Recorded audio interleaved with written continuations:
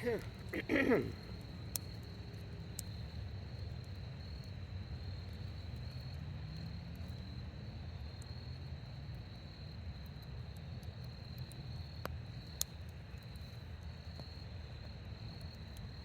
up? We're in the middle of spooky season, and I have a couple little stories to tell you. First off, I don't know how many of you believe in the paranormal, but for the longest time when I was a kid, teenager, I always believed in UFOs and aliens and outer space. I'm always looking into the sky for something, but I never seemed to catch anything. But I still believed. Well, as years go by,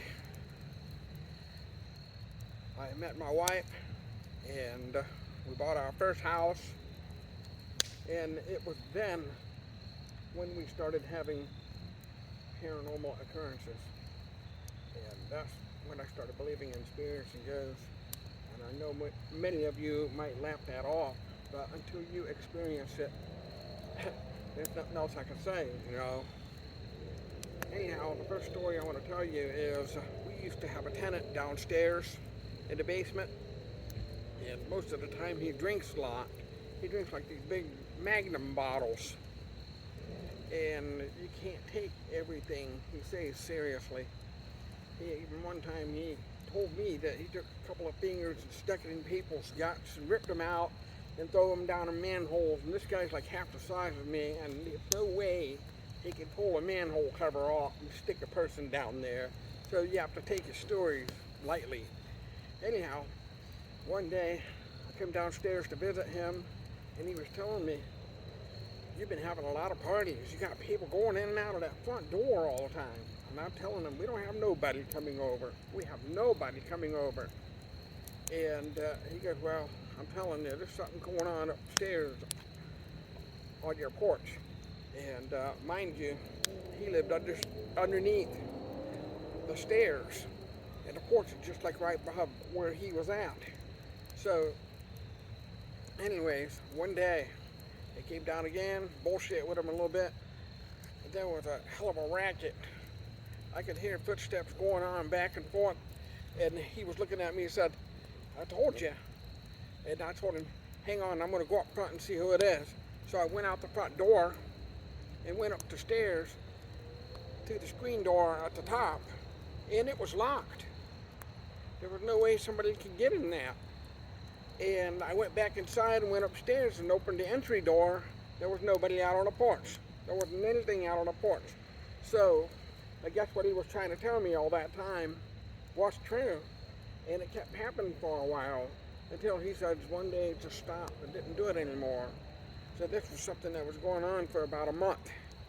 And at least I caught the experience one time. So that's just one of the many stories. Let me think for a minute. There's several stories in there.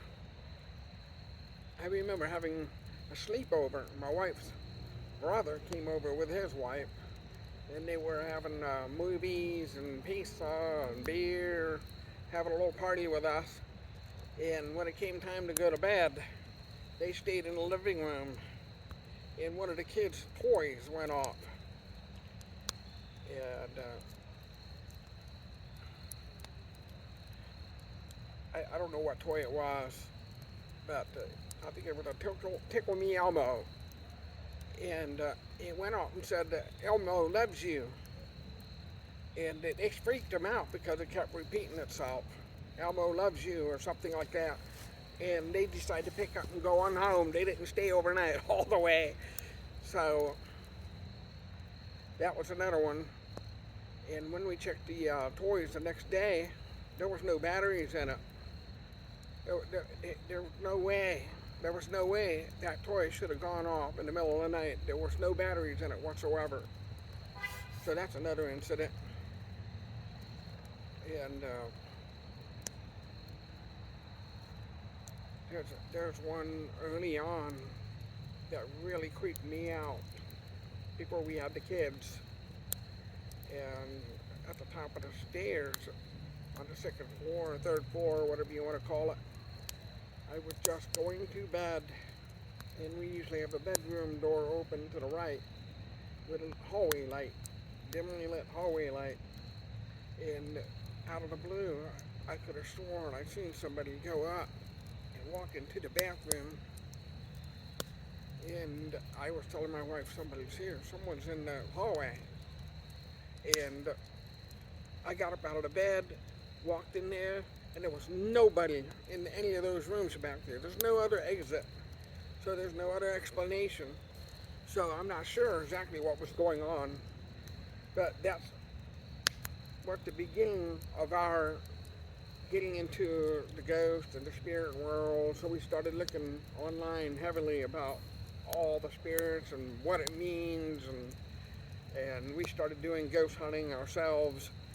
We captured a few things on camera as we went out to places, and we tried EVP. We never really caught any EVP, but one, which was at a cemetery, and that was an old video that I posted years ago on my YouTube channel. And if you scroll down, you'll see it. And that's the only voice that we captured, which was creepy itself. And I don't know what your thoughts is on paranormals or ghosts, but if you have any questions or curious about anything, you can always ask me in the comment section below the video. And if you want to subscribe to the channel, just click on the skull in the far left corner. It'll automatically get you subscribed to my channel. And that's all I have for you tonight.